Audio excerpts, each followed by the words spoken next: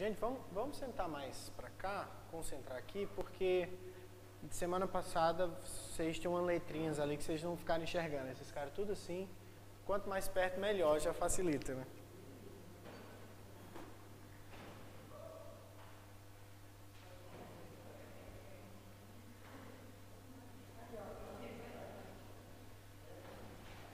Quem ficar fazendo olho assim é...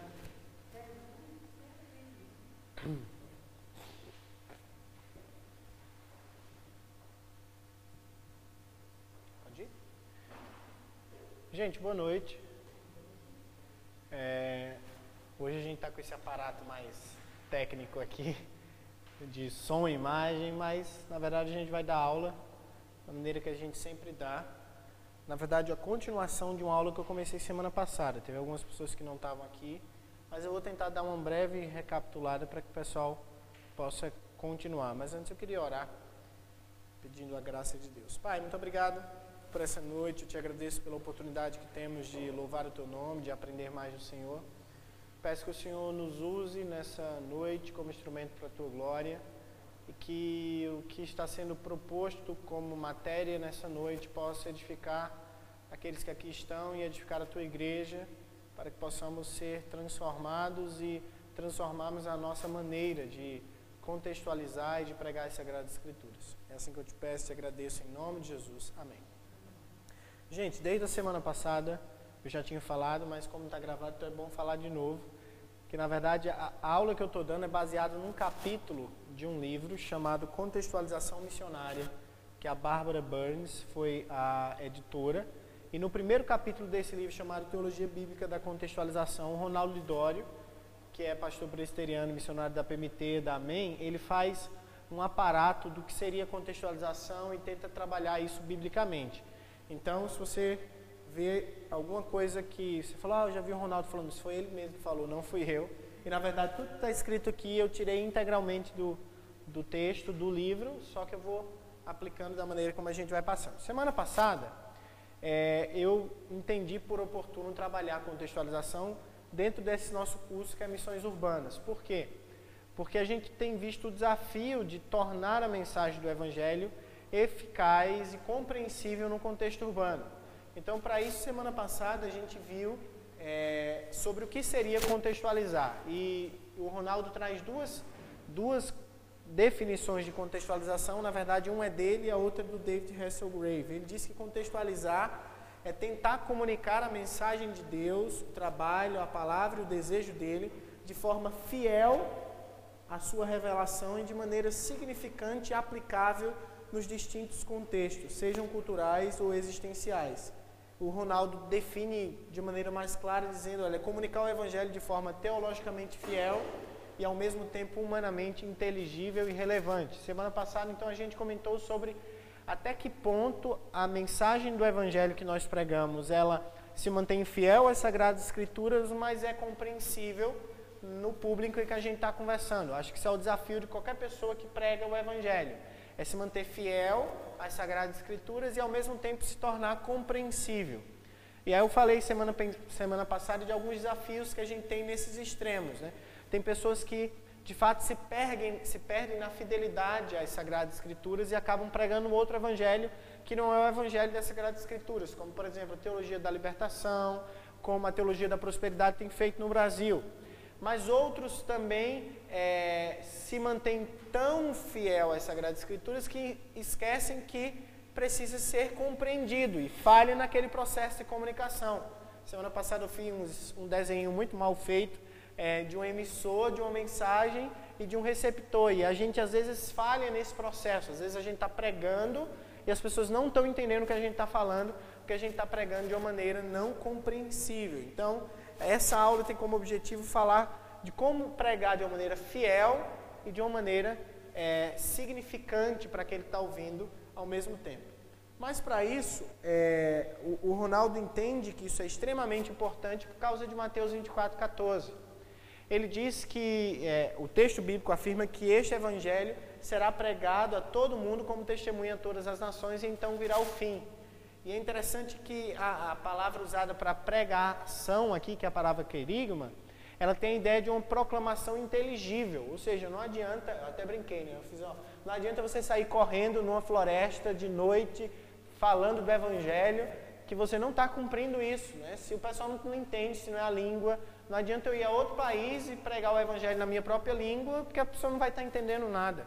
Então, esse desafio é muito grande, porque nós devemos pregar de uma maneira inteligível a todo mundo habitável, tendo a marca do nosso testemunho a todo grupo étnico, e isso vai anteceder a parousia, vai anteceder ao fim de todas as coisas.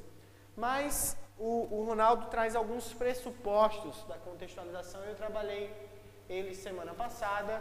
Palavra supracultural, contextualizar o Evangelho não é reescrevê-lo ou moldá-lo, e apresentar a Cristo é a finalidade da contextualização.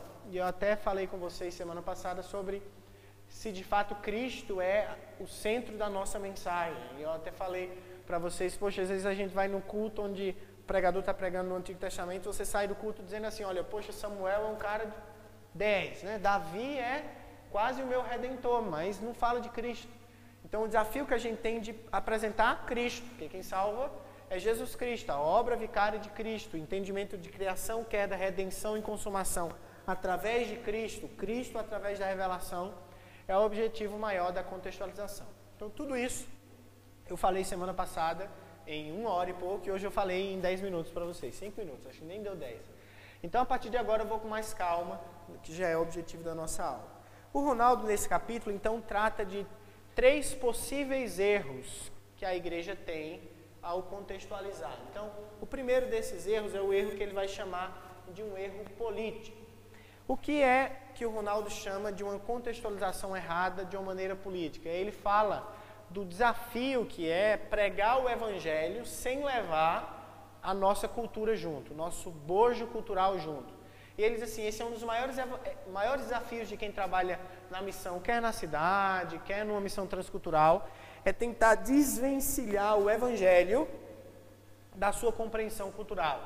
E o que acontece é que muitas vezes, ao fazer missões, nós levamos mais o nosso aspecto cultural, o nosso desafio cultural, a nossa compreensão cultural, do que de fato o Evangelho. E aí o Ronaldo faz uma análisezinha da nossa evangelização aqui no Brasil. Por exemplo, os nossos templos, normalmente, eles têm uma arquitetura que não é própria do nosso país, principalmente os mais antigos, né?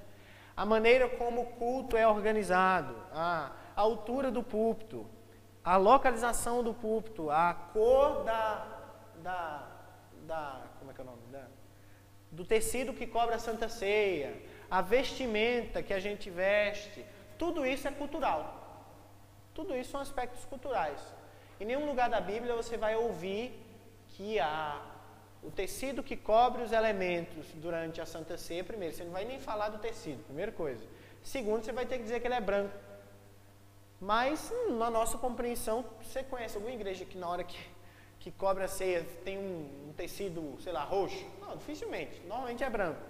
Mas vamos dizer que em outro contexto cultural, as pessoas achem mais apropriado uma outra cor por um motivo justo que não seja pecaminoso. E aí você bate o pé e diz, não, tem que ser branco. Por quê? Não, porque é branco. Isso é levar a cultura e além do evangelho que é levado. Isso é claro também na nossa vestimenta, na prática, tudo isso às vezes vem imbuído desse aspecto. E aí o Ronaldo disse que esse tipo de má contextualização tende a gerar 2 problemas, ou o nominalismo ou o sincretismo. O que é nominalismo, gente? Alguém sabe aí o que seria nominalismo?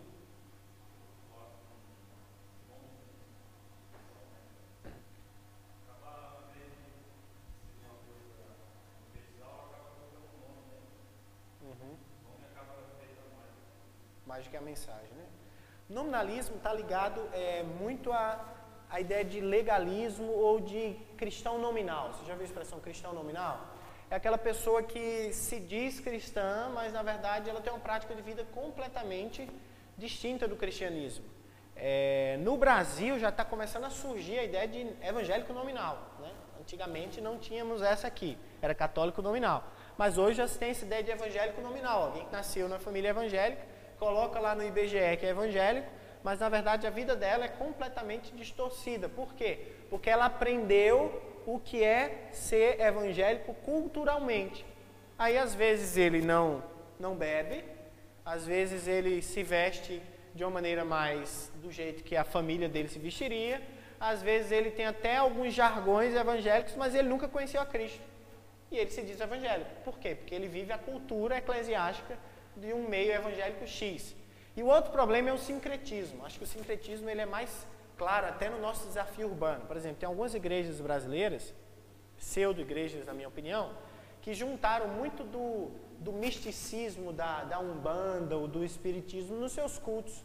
Aí a gente tem igreja que tem sal grosso, sabonete santo, travesseiro que dá não sei o que, tijolo do não sei o que lá. O que é isso? Isso é juntar, sincretismo é juntar, é criar um híbrido, é criar algo que não é puro. É juntar duas ideias numa coisa só. E às vezes acontece isso no desafio urbano da gente aqui. A gente querendo contextualizar, se a gente não tem cuidado, a gente gera uma comunidade sincrética. O camarada vai dizer que é da sua igreja, que é crente em Jesus Cristo, mas ele não larga o santinho dele, ele não larga aquela ideia de baixar espírito, ele não larga um monte de coisa. Por quê? Porque o evangelho que foi pregado a ele foi um evangelho que gerou um sincretismo. Então esse é o primeiro erro que se tem com relação à contextualização, que o Ronaldo disse que é um erro político, porque está com relação a impor os seus valores culturais a outros aspectos, né? Segundo é um erro pragmático. Esse aqui o brasileiro gosta particularmente bem, né? O erro pragmático é quando a gente pensa que tudo que é funcional é bíblico. Deu certo é bíblico, já viu isso? Ah, mas está dando certo. A igreja está bombando, né? A igreja está de vento em polpa. Mas aquele ministério lá está com 1000 pessoas, há 2 anos atrás tinha 100, tem 1000. Aprenda uma coisa, nem tudo que é funcional é bíblico. E às vezes no intuito de contextualizar, a gente pega algo que é funcional, mas esquece que isso não é bíblico e a gente passa por cima. Então, gente, dar certo não é sinônimo de que é bíblico, de que é correto. Então a gente precisa ter esse desafio, né? Às vezes a gente, vou dar um exemplo aqui com relação aos jovens. Às vezes a gente quer prender jovem na igreja, fazendo da igreja uma boate gospel, né? Quase pega lá fora, coloca tudo aqui dentro, que eles vão ficar aqui dentro, né? Mas pode até dar certo, ou seja, pode começar até a vir mais jovem na sua igreja. Mas você está contextualizando o evangelho? Não. Você está mudando a mensagem do evangelho, você está criando, por seu pragmatismo, um grave problema. E eu vou dizer uma coisa, para a gente todos nós somos brasileiros, né? Até o Gamaliel, mesmo sendo coreano de ascendência, é brasileiro de nascimento. Então nós temos uma fama muito grande lá fora, gente, de sermos pragmáticos.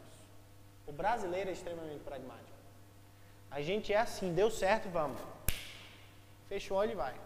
Então o brasileiro, eu acho que a gente precisa ter mais cuidado ainda de não cair no erro do pragmatismo. E aí o Ronaldo dá um exemplo que é bem interessante. Tem uma igreja em Gana, que é a Igreja do Espírito Santo. E a igreja é a maior igreja pseudo-evangélica de Gana.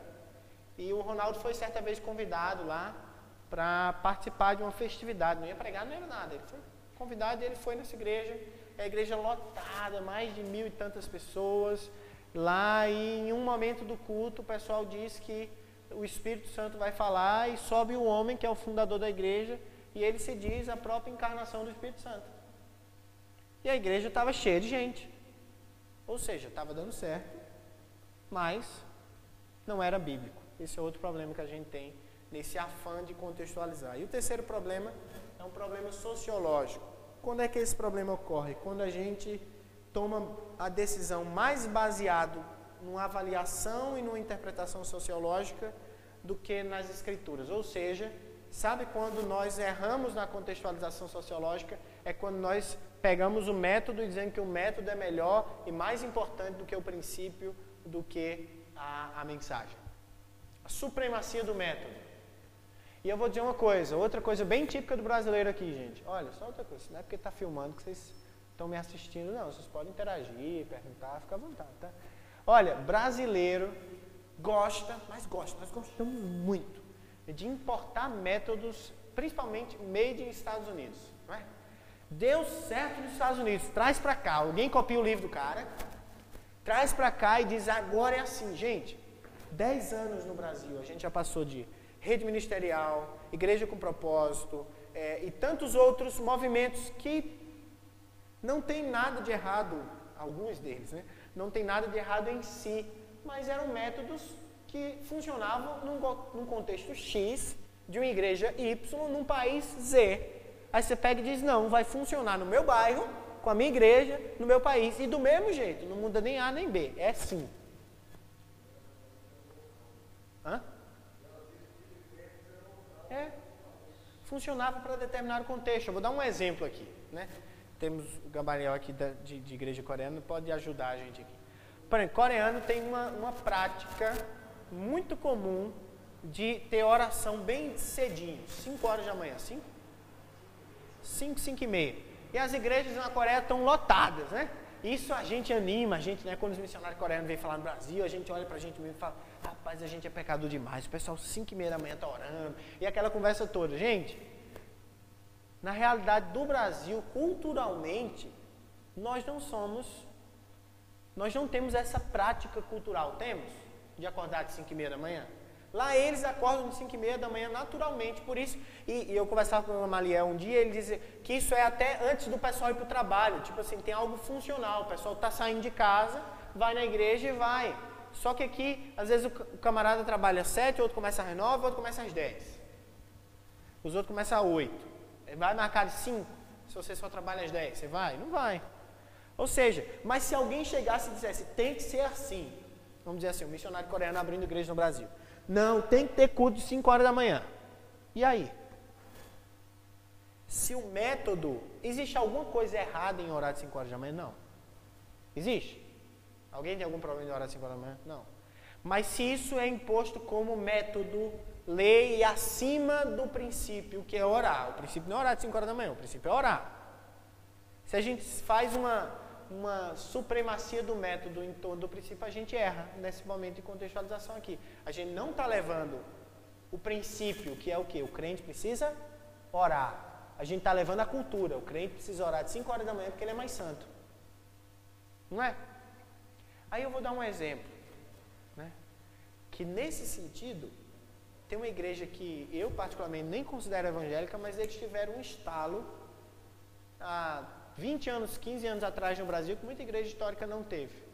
Por exemplo, a Igreja Universal do Reino de Deus, que para mim não é igreja evangélica, está gravando, então tem que deixar 2 vezes, claro, né? Não é igreja evangélica. Eles tiveram uma ideia boa, há 15 anos atrás. Eles descobriram que nos grandes centros urbanos, principalmente em centro de cidade e tal, as pessoas têm 1 hora de almoço. E elas não voltam para sua casa. Voltam. Quem é que está no seu ambiente de trabalho, volta lá para sua casa e vai. Aí o que é que vocês... Não sei se vocês já perceberam isso, mas toda Universal está aberta e tem normalmente um culto de 11h30, meio-dia, meio-dia e meio. Por quê? Porque eles descobriram que o pessoal vai, porque está no seu horário de almoço. Então eles tiveram uma leitura sobre a cultura brasileira melhor do que talvez aquele que disse que tinha que orar de 5 horas da manhã. Está entendendo? Esse discernimento, vamos falar, infelizmente eles fazem com um propósito errado. Mas de fato eles tiveram uma leitura cultural melhor do que aqueles que impuseram tais métodos e tais coisas. E, gente, isso acontece de uma maneira mais simples. Eu vou dar um exemplo mais perto da gente. Quem aqui já morou em interior? Alguém aqui já morou em interior? 2 pessoas já moraram em interior. A dinâmica de uma igreja no interior é igual à dinâmica de uma igreja na capital, São Paulo? Uma igreja no interior, normalmente, ela vai ter programação quase todo dia, tirando a folga pastoral, mas terça, culto com as mulheres, na quarta, culto não sei o quê, na quinta, culto não sei o quê, na sexta, não sei o quê. O pastor vai visitar normalmente vários irmãos, almoça, toma café e janta com metade dos membros da igreja, não é? Pega isso e coloca em São Paulo, dá certo? Primeiro, 90% dos membros da sua igreja nem toma café em casa, nem almoça em casa, nem janta em casa. Segundo, se você colocar culto todo dia, você perde sua igreja, porque eles não têm condição. A carga de trabalho deles é maior, o deslocamento deles para chegar na igreja é maior, o estresse deles para chegar na igreja. Lá na igrejinha do interior, você sai de casa, anda 3 quadras, fala com o Zezinho da esquina e chegou na igreja, não é? Aqui você pega um metrô cheio, enlatado, você já chega com raiva, mas em todo dia. Mas tem gente que fala, né? Você já viu aquele irmãozinho saudosista que fala, mas aquele meu pastor, aquele era que era pastor, ou a minha igreja. Gente, a gente precisa ter esse cuidado que a gente erra nesse processo de contextualização e a gente leva mais o nosso aspecto cultural do que, de fato, o evangelho. Alguma dúvida sobre esses 3 erros aqui? Tranquilo? Agora eu queria abrir a Bíblia, queria que vocês abrissem a Bíblia em Romanos, capítulo 1, verso 18 ao verso 27. Depois desse momento, o Ronaldo vai tratar um pouquinho sobre uma base bíblica, um pressuposto bíblico para contextualização e o que é necessário ter por trás, algumas verdades, né?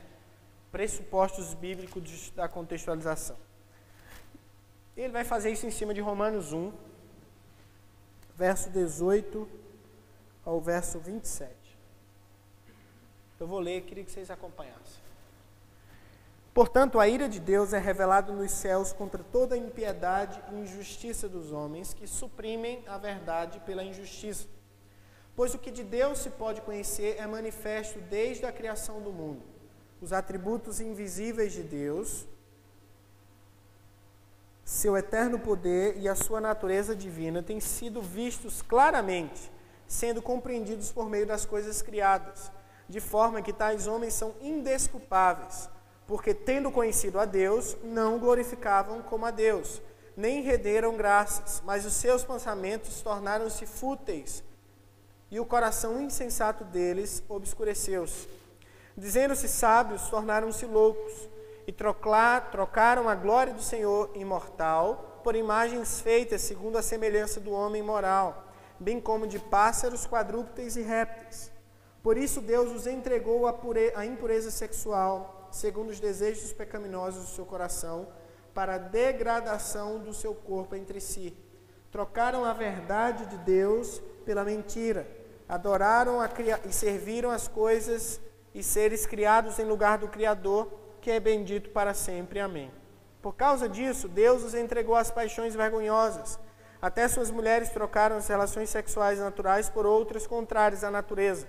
Da mesma forma, os homens também abandonaram as relações naturais com as mulheres e se inflamaram de paixões uns pelos outros.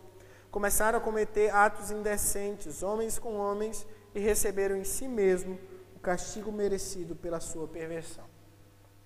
O texto de Romanos, capítulo 1, é um texto bastante conhecido como um texto que fala da revelação geral de Deus. Quando a gente estuda teologia, a gente vê que Deus se revela de 2 formas. É aquilo que a teologia chama de revelação especial, que é as Escrituras e o próprio Cristo, e revelação geral, que é a natureza, que é diferente da revelação natural, que a gente não crê que a pessoa é salva só pelo conhecimento da natureza, mas que Deus se revela através das coisas criadas. Isso é algo que está claro nesse texto, como está claro também no Salmo 19. Mas o Ronaldo trata de algumas coisas que são necessárias à contextualização à luz desse texto.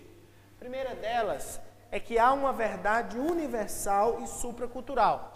Deus é soberano e dono de toda a glória. Essa verdade é fundamental à proclamação do Evangelho. É interessante que o texto de Paulo a Romanos diz assim, olha, porque o que de Deus se pode conhecer tem sido revelado desde os tempos antigos, através da criação. Ou seja, existe uma verdade supracultural e universal. Isso é algo extremamente necessário para a contextualização. Você saber que existe uma verdade universal. A nossa época, o nosso tempo prega o quê? Prega que não existem verdades absolutas, não é? Se fala de verdade relativa, se fala que a sua verdade é diferente da minha verdade, mas para um crente que vai contextualizar o Evangelho, quer no campo transcultural, quer na cidade, você precisa lembrar de uma coisa: existe uma verdade que é universal e é supracultural. E essa verdade é expressa pelas Sagradas Escrituras. Ela não é moldada pela cultura e ela não é só válida para determinados grupos culturais. Esse versículo vale para brasileiro, mas não vale para chinês. Esse aqui só vale para japonês, não vale para nigeriano. Isso não existe. Ou esse aqui só vale para quem mora no interior, quem vai na capital não vale. Não. A Bíblia é universal e a verdade é supracultural. E ele dá um tom ainda mais aqui, que existe um cerne, um coração da proclamação da missão, que é que Deus é soberano e Ele é detentor de toda a glória. É isso que nós proclamamos inicialmente na obra missionária, né? Existe uma definição que eu vi certa vez, diferença entre missão e evangelho. E aí um professor dizia, olha, missão é declarar o reinado de Cristo sobre toda a criação. E o evangelho é a boa notícia de que o rei salva. Mas nós proclamamos o reinado, né? Existem várias mensagens na Bíblia que falam de anunciar a glória entre as nações e entre todos os povos as suas maravilhas. Ou seja, nós proclamamos um Deus que é soberano. Um Deus que é soberano. Gente, será que isso está presente nas nossas igrejas, nos nossos púlpitos? Um Deus que tem vontade própria? Na real, será que isso está presente nas nossas igrejas? Ou será que às vezes a gente pensa que Deus é manipulável às nossas vontades e caprichos? Ah, Deus, não era para ser assim, tinha que ser assado, né? Algumas igrejas isso é mais claro, né? Aquelas igrejas que colocam o dedão em Deus e diz que Deus é obrigado a fazer tal coisa, né? Eu determino tal coisa. Mas será que na nossa lida diária, nas nossas igrejas, nós realmente entendemos que Deus é soberano? Será que a gente entende isso? Por exemplo, quando a gente fala de eleição, predestinação, aí alguém pergunta, mas por que Deus escolheu alguns e rejeitou outros? A única resposta que a Bíblia dá é que Deus fez isso pelo beneplácito da sua vontade, pelo seu próprio prazer. Isso não convence mais os crentes. Por quê? Porque lá no fundo, a gente crê mais numa caricatura de quem Deus é do que daquilo que a revelação nos diz que Deus é. Deus é soberano, e o Deus soberano faz o que quer, não é? Ou não é? Concorda ou discorda? Ele mesmo colocou alguns limites na sua ação, mas porque ele quis. Ele disse que ia cumprir as alianças dele. Foi ele que disse isso. Mas ele é livre para fazer o que lhe apraz e algo que não condene o que ele é, santo na sua essência. Pois não.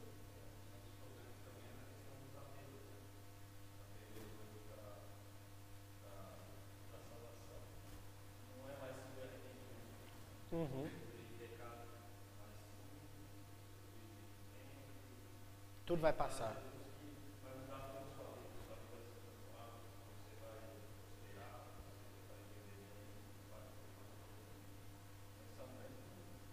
E é complicado mesmo, porque às vezes uma chamada ao evangelho, vamos dizer assim, interesseira. Às vezes o pregador faz assim, ó, venha, que vai acontecer isso, tudo coisa boa, né? Só que a Bíblia fala, venha, negue-se a si mesmo, morra com Cristo, pegue a sua cruz, deixe pai e mãe por amor a mim, ame-me mais do que todas as coisas. Será que a gente diz isso? Ou a gente omite algumas coisas? Na verdade, não é interesseira, é enganosa. Enganosa.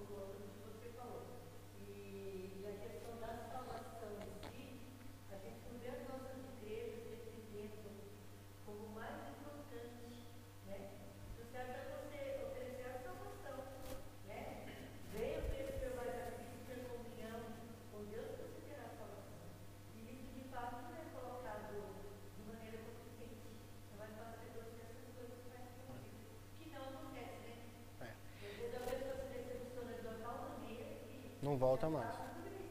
E o que é interessante, isso aí é exatamente o que não é contextualização. Não é? É o que a gente às vezes tem feito, negociado o evangelho. Ô, vem cá. Na minha igreja é assim, ó. Na minha igreja é assim, você fica aqui, você diz que é crente, só que eu não chego muito em você, você pode ter aqueles pecados mesmo, eu não vou nunca olhar para sua cara, nunca vou chamar sua atenção. A minha igreja é light. Vem para cá que fica tudo certo. Isso é negociar o evangelho. E perder de vista que Deus é soberano e dono de toda a glória e Ele não divide a sua glória com ninguém. É isso que a Bíblia diz, Ele não divide a sua glória com ninguém.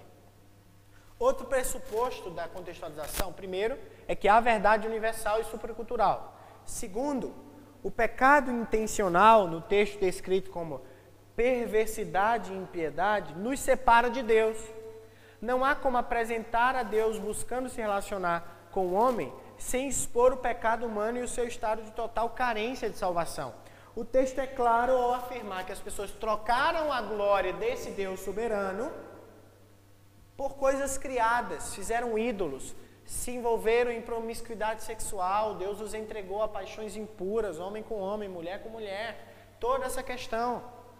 Gente, o pecado é uma realidade no mundo que a gente vive. E pecado intencional, né? Pecado deliberado. Né? Às vezes a gente pensa no pecado simplesmente como às vezes a raiz adâmica presente, que de fato existe, mas todo ser humano, se tem capacidade cognitiva para isso, ele peca intencionalmente. Eu e você pecamos intencionalmente. Só que o ímpio faz isso de maneira desenfreada. Aí é outra coisa, será que o pecado está presente na nossa exposição do Evangelho? Nosso desafio de contextualizar. Eu fiz isso, não lembro, foi nessa turma ou em outra turma. Toda turma que eu dou aula, até dando aula de história eu falo disso. Falando sobre o que é o Evangelho, né?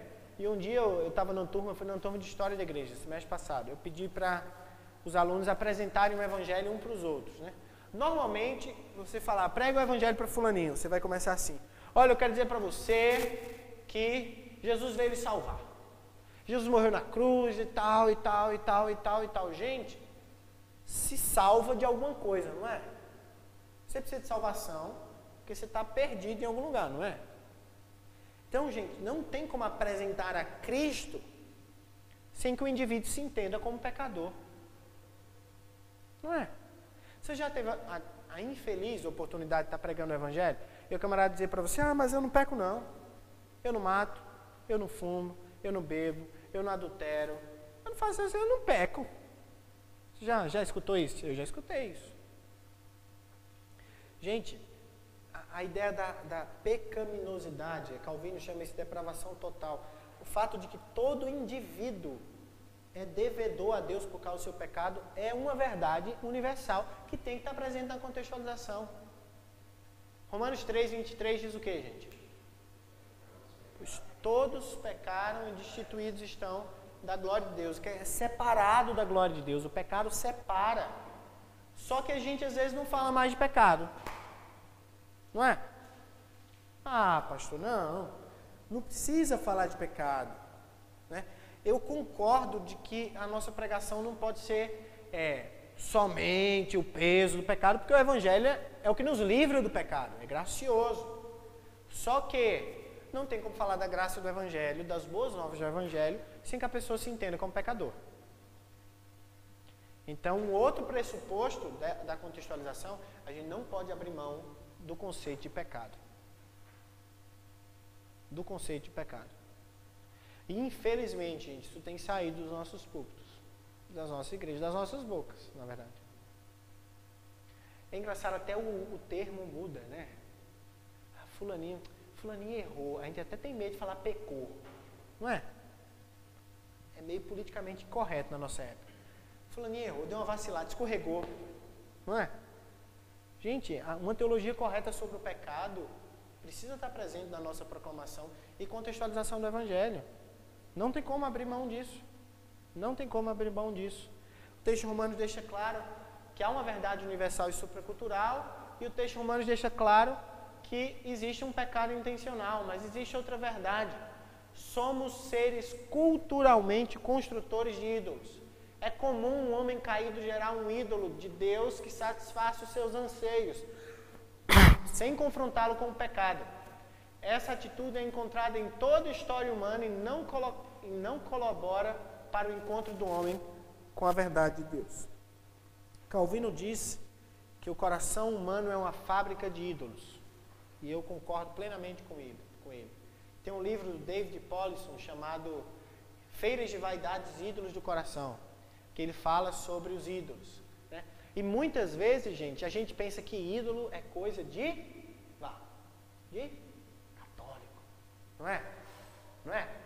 Crente bate o pé mesmo e dizer que ídolo é coisa de Aí a gente pega o salmo e diz, tem olho mais feio, boca mais inocente, cheiro mais inocente, não tem aquela coisa toda? Eu quero lembrar de um detalhe para vocês. Primeiro João. João está escrevendo para crente ou para descrente? Para crente. Tá? O último versículo de 1 João é: filhinhos, acautelai-vos dos ídolos, livrai-vos dos ídolos. O crente está suscetível para isso, porque nós somos... E, gente, aí é o que eu estou falando. Às vezes um indivíduo não vai ter a imagem como ídolo, mas ele vai ter o ideal de amor romântico como ídolo, ele vai ter a esposa, o cônjuge como ídolo, ele vai ter o dinheiro como ídolo, ele vai ter a carreira profissional como ídolo. Isso é algo que a gente que está contextualizando o Evangelho precisa ter claramente isso na nossa mente. A pessoa que você está pregando o Evangelho, ela está presa profundamente no seu coração a um ídolo. Talvez seja ela mesma.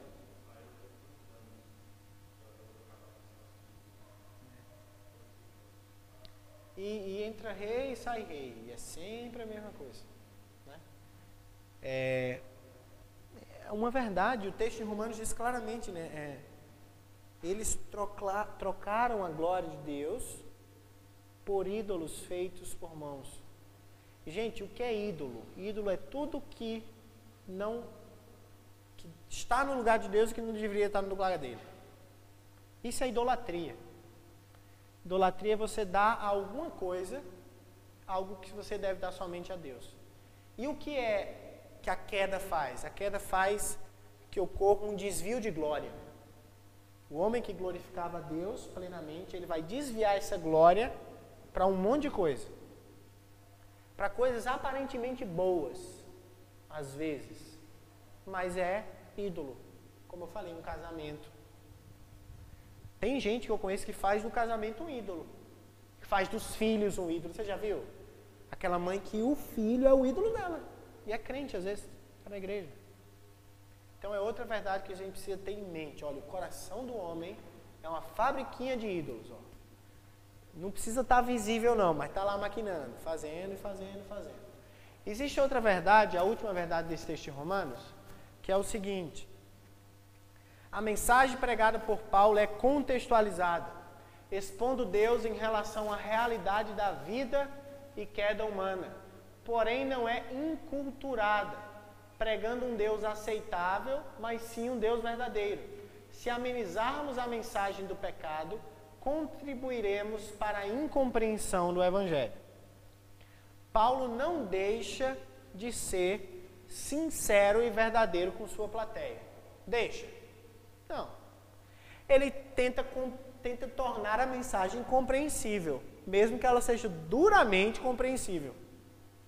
Entendeu, gente? Só que às vezes a gente às vezes, e eu sou sincero, isso não vai para muito longe. A gente tem mania de pensar, quando a gente está dando exemplo aqui, né? Aquelas igrejas X, aquelas confusões. Gente, eu, pastor, todo domingo eu tenho a tentação de cair nisso. Que é o quê? Se eu tocar nisso aqui, eu sei que fulaninho vai achar ruim. E meu telefone vai tocar na segunda-feira, ou até no domingo à noite mesmo. Pastor, está falando de mim de púlpito, porque não sei o quê, porque não sei o quê. Gente, obrigado. Nós não podemos amenizar o Evangelho.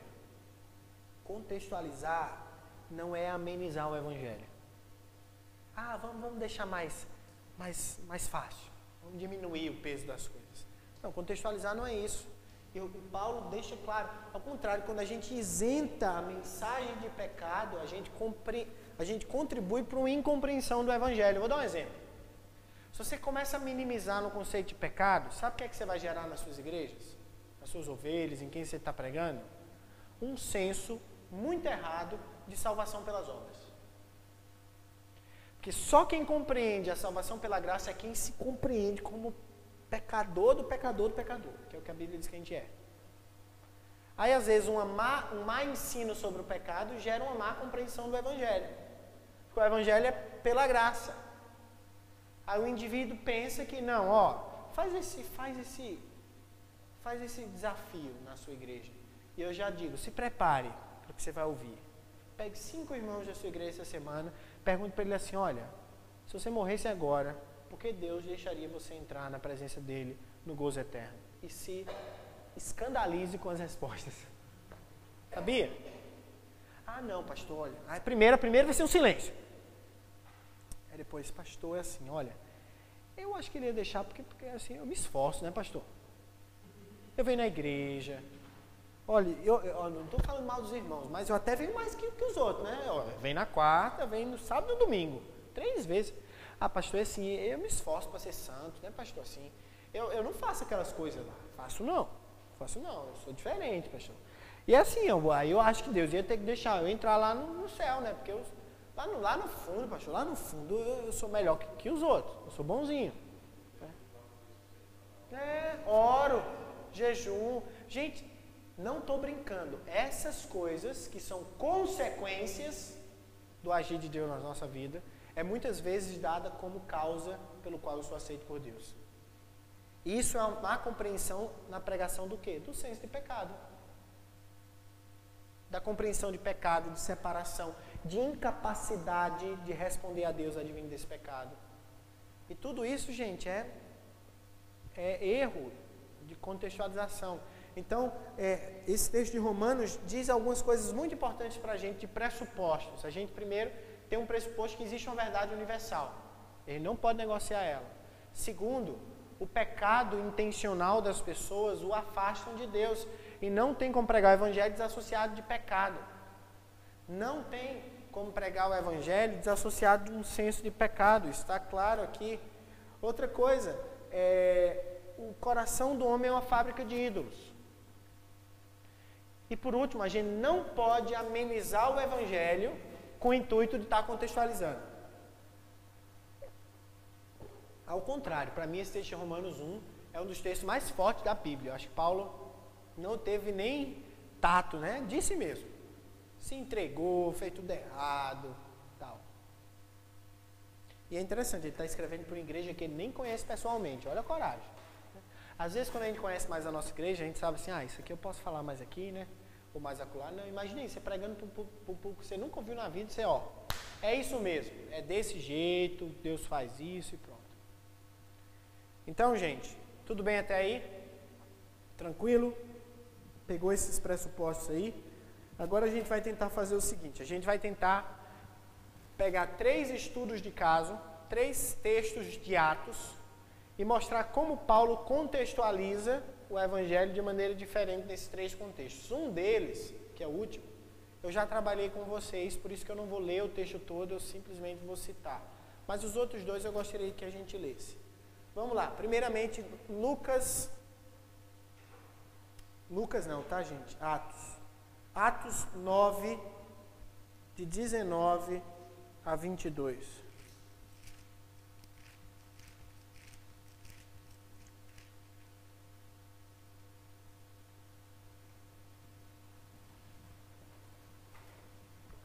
Troca aí, Atos 9, de 19 ao 22, assim. Saulo passou vários dias com os discípulos em Damasco. Logo começou a pregar nas sinagogas que Jesus é o Filho de Deus. Todos os que o ouviam ficavam perplexos e perguntavam: não é ele o homem que procurava destruir em Jerusalém aqueles que invocam este nome? E não veio para cá justamente para levá-los presos aos chefes dos sacerdotes? Todavia Saulo fortalecia cada vez mais e confundia os judeus que viviam em Damasco, demonstrando que Jesus era o Cristo. Olha, é interessante que Paulo fala, na verdade esse texto está errado, esse texto também fala disso, mas não é essa a citação aí. Não sei se é o 19, deixa eu ver aqui.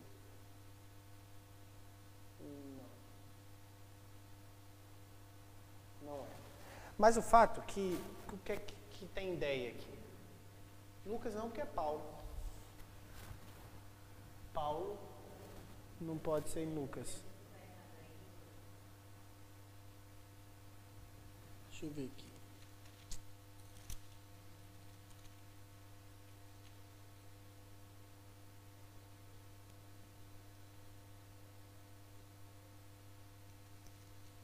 vou ver no livro.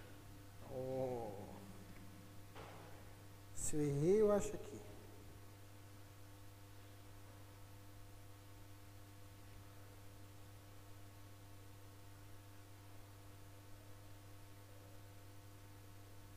Não, é esse texto mesmo. Atos 9, 19 a 22. É porque eu li na NVI e não tinha a expressão provando que ele era o Cristo. Alguém lê na revista atualizada aí, por favor? Versos 19 a 22. E depois de ter se alimentado, sentiu-se fortalecido. Então permaneceu em Damasco alguns dias com os discípulos. E logo pregava na sinagoga e Jesus afirmando que este é o Filho de Deus. Ora, todos os que ouviam estavam atônitos e diziam: não é este que exterminava em Jerusalém os que invocavam o nome de Jesus? E para que veio precisamente com o fim de levar Barrabás aos principais sacerdotes? Saulo, porém, mais e mais se fortalecia e confundia os judeus que moravam em Damasco, demonstrando que Jesus é o Cristo. Agora eu entendi. Paulo está falando num contexto majoritariamente o que, gente? Judaico ou gentil? Judaico. Então preste atenção, Paulo está chegando numa comunidade que é judaica. Só de saber que a comunidade é judaica, você subentende que o público de Paulo tinha alguns pressupostos da mente deles. Me digam alguns. O que é que um judeu na época de Cristo tinha em mente que poderia facilitar a compreensão do Evangelho? A lei. E Paulo vai dizer mais à frente que a lei mostra Cristo. Então eles tinham a detenção da lei, eles conheciam a lei. Outra coisa. Promessa do Messias.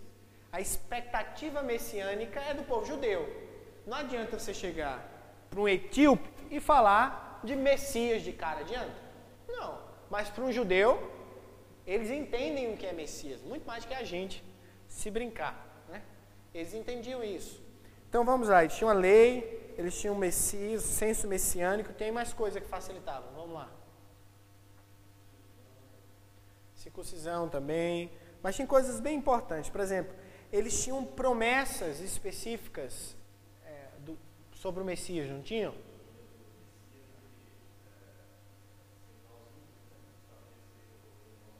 Então eles tinham um senso de promessa messiânica. Outra ideia de profeta, eles tinham vários profetas que afirmavam verdades messiânicas. Então você tem todo esse escopo aí de judeus, essa ideia de judeus. Aí Paulo vai falar com os judeus. Paulo, quando vai falar para os judeus, esse finalzinho, demonstrando, ele confundia os judeus, demonstrando que Jesus era o Cristo. Primeira coisa, essa frase aqui é bem complexa, né? Jesus ser Cristo, primeiro, gente, Cristo não é sobrenome de Jesus, tá? Cristo é título que significa ungido, Messias, é a palavra correlata do Antigo Testamento para Messias. Então ele queria mostrar que Jesus era o Messias, isso já está aqui, claro, lembra de todas as coisas que eu falei antes? Ele está querendo mostrar quem, gente? Cristo, olha mesmo, ele está querendo mostrar Cristo, Jesus é Cristo. Aí diz o texto que ele faz isso demonstrando, o verbo grego usado aqui em Atos por Lucas, dá a ideia de que Paulo fazia isso criando argumentos objetivos de uma maneira sistemática, o que dá a ideia de que ele fazia isso na própria lei, no próprio Antigo Testamento. Isso fica claro em outro texto, Mateus 24, Jesus no caminho de Emaús. Jesus está andando com os discípulos no caminho de Emaús, aí ele pergunta, não sei o que, eles estão meio cabisbaixos, você é o único que não sabe o que aconteceu em Jerusalém, aí Jesus dá uma de, o que foi? Que aquele Jesus, o varão não sei o que, morreu, Aí diz o texto que Jesus foi caminhando com eles e fazendo assim, e foi mostrando de Moisés aos profetas, demonstrando que o Messias, Jesus, haveria de padecer. O que é que Jesus foi dando aula para eles, gente? Desde o Antigo Testamento mostrando. O que é que haveria de conhecer? Por quê? Porque os discípulos de Emaús eram judeus. A sinagoga aqui em Damasco é o quê? Judaica. O que é que Paulo faz? Paulo compreende que o público dele tem uma mentalidade judaica, então Paulo pode utilizar-se de expressões tais como Deus de promessa, filho da promessa, Abraão, lei, Messias, todas essas expressões estão dentro do imaginário judaico de mundo? E são verdadeiros? E são ponte para o Evangelho? Então Paulo se utiliza. Por exemplo, você não vê Paulo aqui em Damasco falando e fazendo o que ele faz lá em Atos 17, que vai ter mais para frente. Que é aquele texto, você não vê ele virem para o pessoal de Damasco, pessoal de Damasco, assim diz os seus profetas, os seus poetas, tal coisa. Você vê ele falando isso? Olha, o altar ao Deus desconhecido, olha, aquele que você adora sem saber quem é. Paulo fala essas coisas aqui. Por quê? Porque eles conheciam. E aí Paulo tem uma ponte mais fácil. E aí eu quero dar uma boa notícia para vocês aqui. Né? Gente, evangelizar alguém que tem uma mentalidade, mesmo que seja, o cara é ímpiozão, tá? Mas ele vive num contexto onde a religião oficial básica, não é nem oficial, né? É o cristianismo. Ele tem pressupostos que facilitam em muito a compreensão do Evangelho.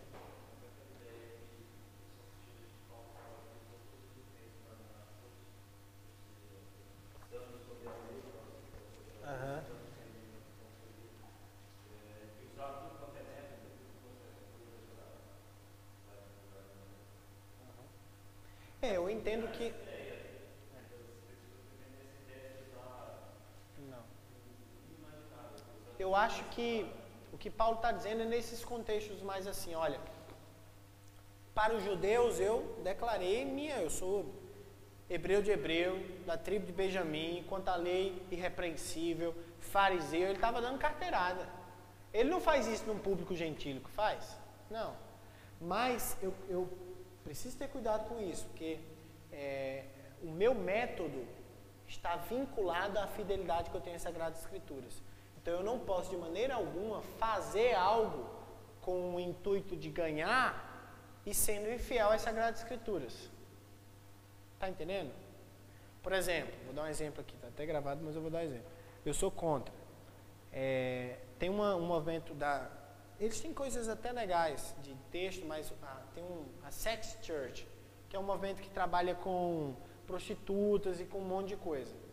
E eles argumentam a favor e eu não. Eles pagam um horário para uma garota de programa e nesse período eles ficam pregando o Evangelho para elas.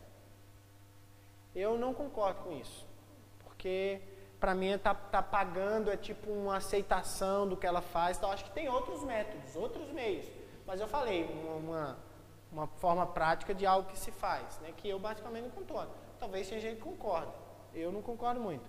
Mas, tá entendendo quando o método, por exemplo, tem gente que sem preparo nenhum, sem maturidade nenhuma, com essa desculpinha de que fiz-me todos para com todos, aí o camarada diz, não, pastor, vou evangelizar.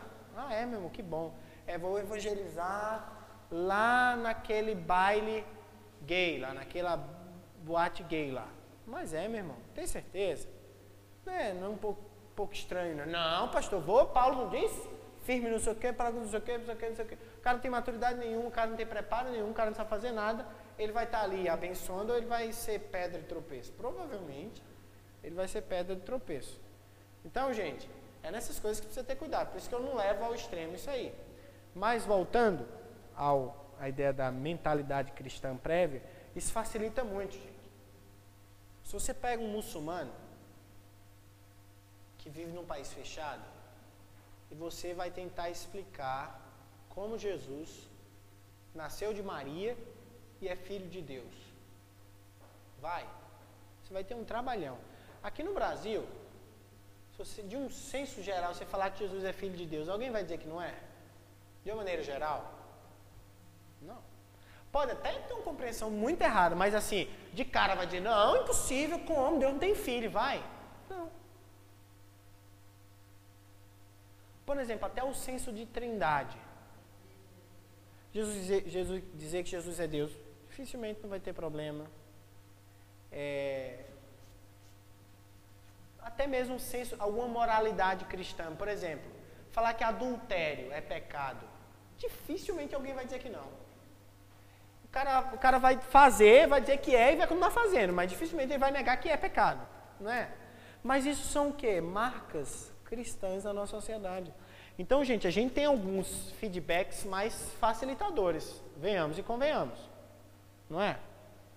Você não vai falar de um cara, Jesus, não sei nem quem é. Dificilmente, tem lugares no Brasil que isso aí não acontece, mas é muito pouco. Mas aí também tem um outro problema, que na minha opinião é um problemão. É quando a gente tem um pressuposto cristão errado. Aí complica. Por exemplo, você já viu aquela irmãzinha que se converteu, era católica, ela se converteu mesmo, regenerou, salvou. Mas depois de 30 anos de evangelho, ela ainda tem um pezinho, uma quedinha diferente com Maria. Já viu? Ela não disse Maria é santa, ela não ora a Maria, mas para ela, lá no fundo, Maria tem um plus, assim, não tem? Por quê? Por causa de um pressuposto errado lá atrás. Até mesmo a ideia de salvação pelas obras, que permanece em muitos redutos evangélicos. É por quê? É porque o catolicismo no Brasil é muito forte. E, de fato, a base salvífica do catolicismo é as obras. Do espírito é as obras. Então, você chega para um cara e o camarada quer... A grande pergunta que o cara quer fazer para você é: o que é que eu faço para ser salvo? Aí você sabe o que é que você diz para ele? Nada, você não pode fazer nada. É isso que a Bíblia diz. Isso é loucura, não é? É loucura. O que é que Jesus diz? O resumo da conversa com o jovem rico. Faz a lei e tal, aí eu faço isso, vende tudo, dá para os pobres, aí ele vira para os seus discípulos e diz, os discípulos falam, estamos perdidos. Se esse aí, que tinha uma grande moral, que era um exemplo, não pode ser salvo, quem pode ser salvo? Aí Jesus diz assim, olha, o impossível aos homens é ninguém. Naturalmente ninguém. Mas eu tenho uma boa notícia. O que é impossível aos homens é possível para Deus. Mas isso não choca, gente? Dizer para uma pessoa, você não pode fazer nada. Não choca. Aí você deve estar pensando, mas e a fé? Eu falei, nem a fé vem dela. Então, na verdade, ela responde pela fé que Deus deu a ela. Mas se você disser, a fé é dela, eu digo, a salvação não é por obras. Não é por graça, é por obras. E a obra é a fé. E tem algumas igrejas evangélicas no Brasil que fazem da fé a obra. Sabia? Lá no fundo, eu que tive a fé, então é obra. Você foi salvo porque você teve fé, então é obra. Então não é graça. Agora, se você foi salvo pela graça, por meio da fé, é você entender que até a fé que você tem que ter, e de fato tem que ter, não vem de você, vem de Deus. Entendeu? Fala, Eugênio.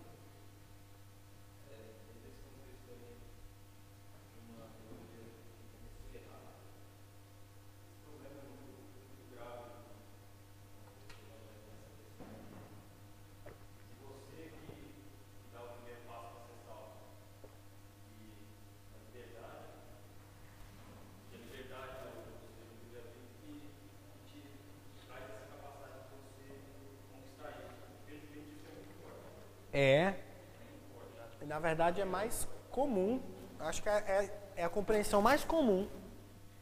Pega o livre-arbítrio para dizer que é o meio pelo qual você tem liberdade de ter a fé, e a fé se torna obra.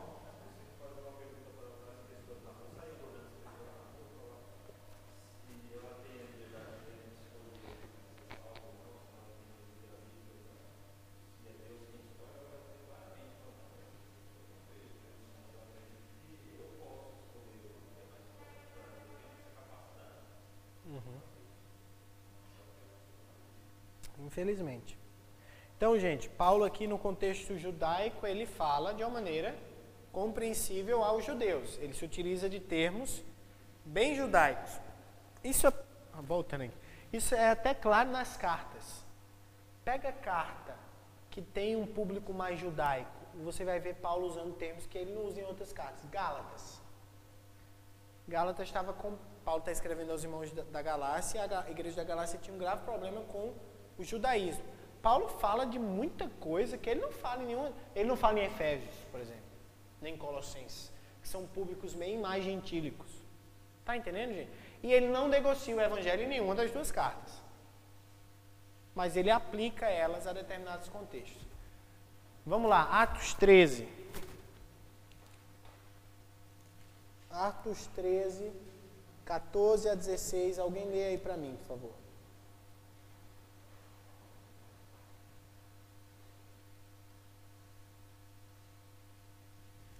Atos 13,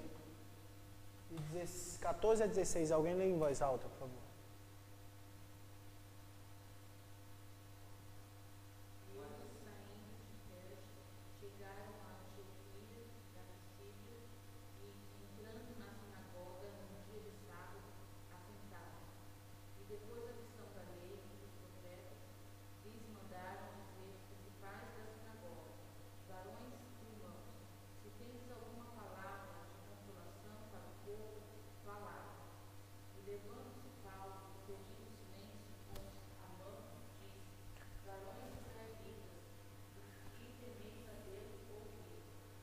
Continua, pode continuar.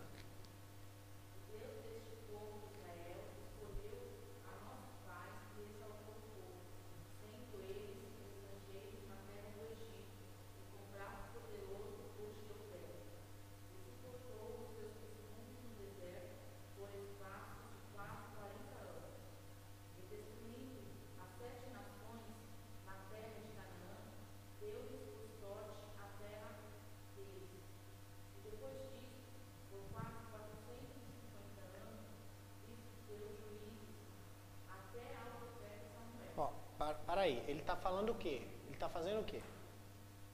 O que é que Paulo está fazendo aqui? Ele está onde? Primeira coisa. Ele está onde? Ele está na sinagoga. O que é que ele está fazendo? Ele está pegando a lei, os profetas e indo, ó. Lá, o que é que está acontecendo? O que é que diz? Lá atrás, ele começa. Ele está falando num conceito judaico. Ele está pegando a lei, está pegando a lei, está pegando a lei. Gente, mas ele diz, mais na frente, vamos lá. Verso 27. O povo de Jerusalém e seus governantes não reconheceram, mas ao condená-lo cumpriram a palavra dos profetas, que são lidas todos os sábados. Mesmo não achando motivo legal para uma sentença de morte, pediram a Pilatos que mandassem executar. Tendo cumprido tudo o que estava escrito a respeito dele, tiraram-no do madeiro e colocaram-no no sepulcro. Olha, nota aqui, eu fiz esse exercício com o pessoal de História da Igreja Primitiva, vocês deviam saber responder melhor que os outros, né? Eu pedi para eles fazerem um trabalho sobre quais os pontos essenciais das pregações nos livros de Atos, no livro de Atos. E é interessante que morte e ressurreição de Cristo está em quase todas. Não importa de onde Paulo esteja vindo e para onde ele está indo, ele fala do quê? Morte e ressurreição. E é interessante que lá atrás eu disse para vocês que o objetivo da contextualização é mostrar quem? Cristo. Não a sua denominação, a sua igreja local, não algumas peculiaridades da Bíblia que devem ser ensinadas, mas como consequência da compreensão do Evangelho. Está entendendo? Eu creio que a Bíblia deve ser toda ensinada, porque Jesus disse, ide por todo mundo, fazer discípulos de todas as nações, batizando-os em nome do Pai, do Filho e do Espírito Santo, ensinando-os a guardar todas as coisas. Mas para que eles guardem todas as coisas, eles precisam ser nascidos de novo. E para nascer de novo, eles precisam crer no Evangelho. E aí, às vezes, eu vejo muitos missionários, pastores, crentes, perdendo um tempão, inicialmente, em algo que não devia perder. Porque a gente precisa pregar o Evangelho. Depois tem coisa, viu? Para ensinar, mas a gente tem que pregar o Evangelho. Tá certo? Mas vamos continuar aqui. 32. Nos anunciamos as boas novas, o que Deus prometeu a nossos antepassados. Ele cumpriu para nós, seu Filho, ressuscitando Jesus, como está escrito no Salmo. Né? E ele continua, e ele diz aqui, 37. Mas aquele a quem Deus ressuscitou não sofreu decomposição. Portanto, meus irmãos, quero que saibam que mediante Jesus lhes é proclamado o perdão dos pecados. Olha mesmo.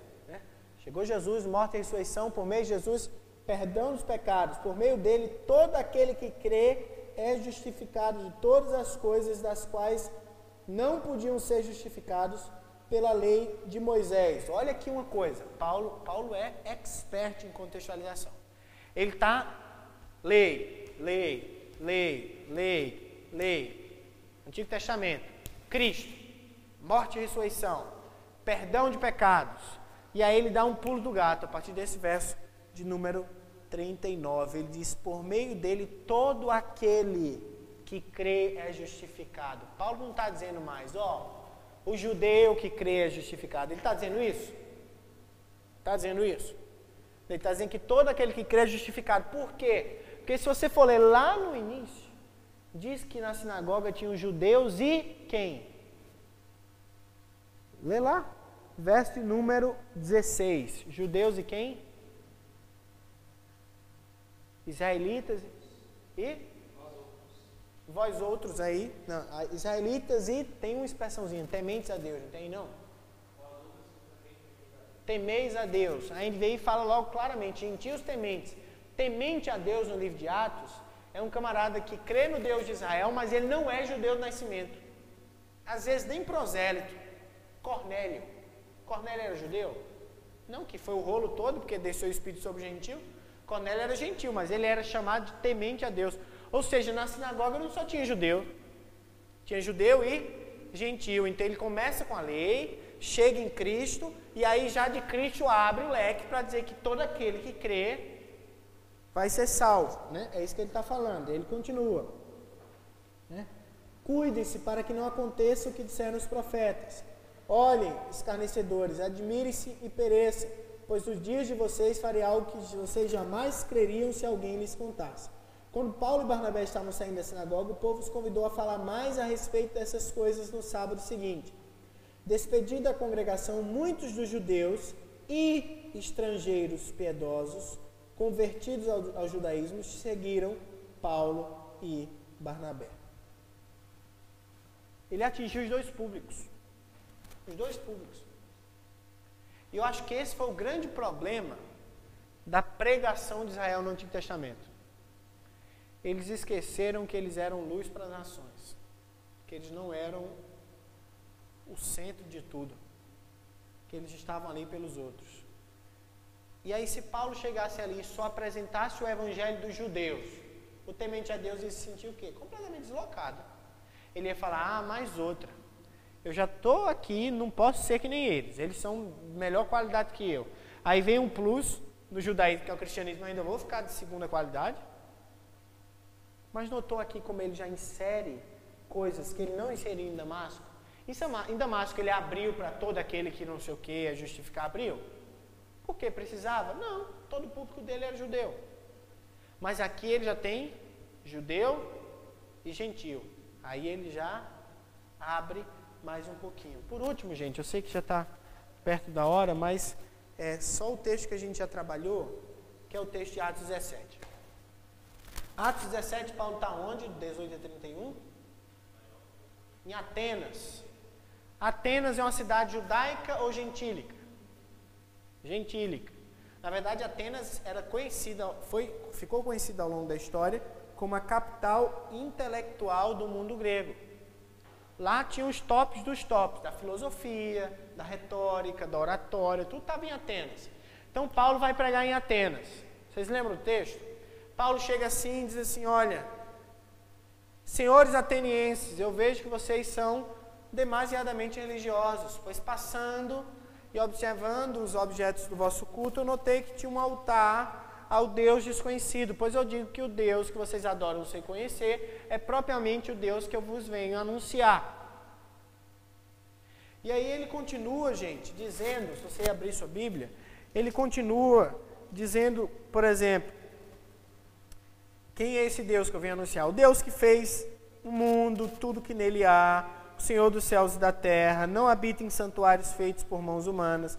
Ele não é servido por mãos de homens, como se necessitasse de algo, porque Ele mesmo dá a todos a vida, o fôlego e as demais coisas. Verso 28, por nele vivemos, nos movemos, existimos. Como diziam alguns dos poetas, de vocês também somos descendência dele. Assim, visto que somos descendência de Deus, não devemos pensar que a divindade é semelhante a uma escultura de ouro, prata, pedras preciosas, feitas pela arte e imaginação do homem. No passado, Deus não levou em conta a ignorância, mas agora ordena que todos, em todo lugar, se arrependam, pois estabeleceu um dia que há de julgar o mundo com justiça por meio do homem que designou, e deu provas disso a todos, ressuscitando-os dentre os mortos. Gente, ó, Paulo chegou num grupo majoritariamente o quê? Gentílico. Ele entra com uma bajulação inicial, né? Olha, eu vejo que vocês são demasiadamente religiosos, passando, vi um objeto do vosso culto, vi que tinha um altar ao Deus desconhecido. Aí ele pega esse altar ao Deus desconhecido e entra com o evangelho, né? Olha, mas o Deus que vocês adoram sem conhecer é propriamente o Deus que eu vos anuncio. E aí ele vai dizer quem é Deus, mas notem, Paulo em nenhum momento faz ligação direta com a lei, com os profetas, com Moisés, com nenhum desse povo. Faz? Direta. Por quê?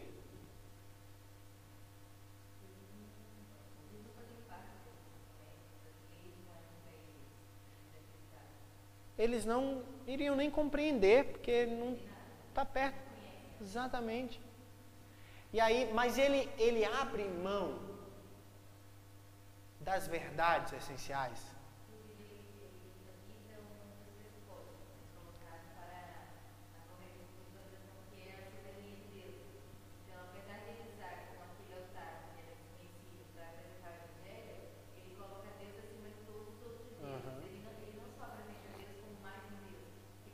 Então, eis aqui, vocês não adoram tanto Deus, eles iriam aceitar. Então, esse aqui vocês não sabem quem é, eu vou lhe apresentar, mas continuem adorando todos os deuses. Aí seria o erro, né? Mas não, ele apresenta Deus, mas coloca Deus acima de todos os outros deuses. A verdade universal que Deus é soberano lá dos pressupostos. Outro pressuposto que está aqui, a ideia do pecado, ele diz claramente, olha, ele fala de vocês buscando cego, e aí mais na frente ele diz assim, olha, no passado Deus não levou em conta a ignorância, mas agora ordena a todos e em todo lugar que se arrependa. Arrependimento traz consigo o senso de o quê? Pecado. Se a pessoa tem que se arrepender, é porque a pessoa é o quê? Pecadora. Olha, ele já pegou no primeiro pressuposto, tocou no segundo pressuposto, ele entende que o coração do homem é uma fábrica de ídolos, ele fala isso claramente, ele diz assim, olha, Deus não é um Deus de prata, de ouro, que pode ser feita pela arte e imaginação dos homens. Ele está tocando o quê? No outro pressuposto lá, de que o coração do homem é uma fábrica de ídolos. Mas, gente, o que eu acho fantástico nesse texto é que Paulo também não erra no quarto pressuposto lá. Ele não ameniza o evangelho. E eu quero que vocês entendam algumas coisas aqui. Gente, Paulo estava no Areópago, embaixo da colina. Em cima da colina tinha um Paternon, que era a casa dos deuses, tá? De Atenas. Lá o pessoal ia servir os deuses, tinha os altares, as estátuas. Aí Paulo diz assim, olha, porque o Deus que eu venho anunciar não é servido por mãos humanas. Gente, eles estavam olhando para o Paternon. Não é um deusinho que é servido por mãos humanas. Ele não é feito de prata, de bronze, de ouro. O que é que os deuses lá de cima eram feitos, gente? Prata, bronze e ouro. Olha, eu quero dizer que vocês ficaram que nem cegos procurando aí, e eu quero dizer uma coisa, vocês têm que se arrepender, e eu quero dizer uma coisa, ele morreu e ressuscitou. Mesmo Paulo sabendo que falar de ressurreição era loucura no contexto que ele estava. Ele fala. Você já teve em alguns contextos que falar de determinada coisa era loucura, e aí você ficou meio envergonhado, nem falou? Paulo diz, eu sei que aqui é loucura de falar disso, mas eu vou falar, é a hora que vão levantar para bater em mim, mas eu vou falar. Ele morreu e ressuscitou. E aí diz o texto que o pessoal saiu, xingou, brigou, alguns quiseram voltar para escutar ele depois e outros creram. Que é uma coisa que eu queria falar para vocês, gente. Resultado vem do Senhor. A nossa função é pregar de uma maneira teologicamente fiel, intelectualmente e humanamente relevante. Essa é a nossa função. Quem faz as coisas acontecer é quem? Deus. Deus que faz as coisas acontecerem. Então, o que é que a gente viu hoje aqui? Num contexto judaico, Paulo fala de quê? Lei, profetas, promessas, tudo mostrando a Cristo, mas ele mostra a Cristo a partir da lei. Num público que é judaico majoritariamente, mas tem gentios, ele faz o quê? Apresenta a lei, mostra Cristo, cega Cristo e abre, mostrando que Cristo não veio somente para os judeus, mas para os gentios também. Num contexto somente gentílico, o que é que ele faz? Ele mostra a Cristo a partir do senso geral. Ele mostra a Cristo e ele parte do senso comum de divindade, de revelação geral. E aí ele vai entrando na revelação especial, até mostrar Cristo, morte e ressurreição. Mas ele não usa a lei. Ele não usa o Antigo Testamento, claramente, tá? Ele faz isso de uma maneira que é óbvia, porque o conceito dele de Deus emana das Sagradas Escrituras, mas ele não faz isso objetivamente falando. Então, gente, a gente vê aqui, claro, 3 contextos diferentes de contextualização. E algum deles, Paulo negociou a mensagem? Negociou? Mas será que a gente tem esse cuidado? Ou será que a gente pensa que o Evangelho é uma caixinha que eu falo dele igual em todos os contextos? Hein? Será que a gente faz isso? Será que a gente tem esse cuidado de entender, por exemplo, que aquela senhorinha ali, ela é mais humilde, ela não teve escolaridade, talvez ela nem saiba ler. Então eu preciso apresentar o Evangelho a ela, sem abrir mão de todos os aspectos do Evangelho, de uma maneira mais simples, compreensível a ela, falando de coisas do cotidiano dela. Tá certo? Aí agora pensa num professor universitário, um pós-doutor. Você entende que ele já tem alguns pressupostos a mais que podem ser melhor trabalhados. Mas o Evangelho é o mesmo para os dois? Tem que ser o mesmo para os dois? Tem. Mas a apresentação do Evangelho é igual aos dois? Não pode ser. E eu acho que esse é um dos erros às vezes, tá? Às vezes, as pessoas, na melhor das intenções, querem pregar, por exemplo, vou dar um exemplo aqui. Querem pregar numa sala da universidade do mesmo jeito que se prega no metrô. Funciona? Pode funcionar, porque Deus é soberano. Mas, sendo prudente, tem maneiras melhores de se pregar em determinados contextos que em outros. Isso é contextualizar. Sem abrir mão do que não pode abrir mão e abrindo mão do que pode abrir mão. Ou seja, o que é que possa abrir mão? É aquilo que a Bíblia diz, aquilo que a Bíblia não diz. Por exemplo, a Bíblia diz que todo camarada que se converter tem que ir para a igreja de terno e gravata? Tem algum texto da Bíblia que diz isso? Tem algum texto da Bíblia que diz que se o camarada se converter, ele tem que deixar de jogar bola? Tem. Gente, eu conheço crente, não mais de hoje em dia, tá? Mas me veio um aqui na mente, que ele era jogador, até jogava bem, estava sendo cogitado para jogar profissionalmente, ele abandona tudo quando ele se converte, porque a igreja dele diz que futebol é coisa do capeta. Aí, ó, esquece. Isso é cultura ou é evangelho? Isso é cultura. Mas a gente está... Qual é o nosso desafio aqui? É apresentar o Evangelho. Porque o Evangelho é o poder de Deus para a transformação de todo aquele que nele crê. Amém? Alguma dúvida, gente? Tranquilo? Eu vou estar orando para encerrar. Semana que vem, não para todos, né, que a Liliane e a Kelly vão ter a aula lá embaixo, mas aí semana que vem eu vou dar um resumão, ainda nesse capítulo, sobre os pontos da contextualização de Paulo, que são 7, vai ser a aula que vem, e aí a gente encerra esse bloco de contextualização.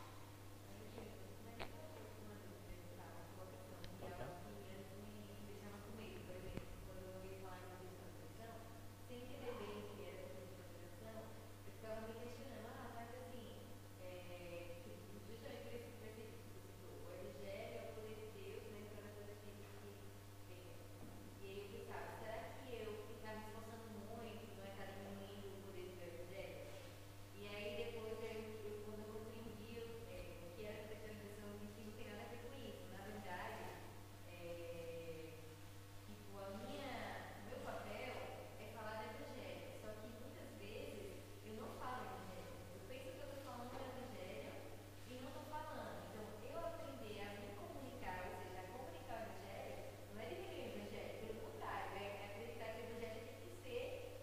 fielmente. E falaram bem, só que às vezes a gente fala, não é o evangelho que a gente está diminuindo o poder dele, porque a interpretação não é mudar o evangelho, mas sim falar o evangelho de forma que aquela pessoa vai compreender.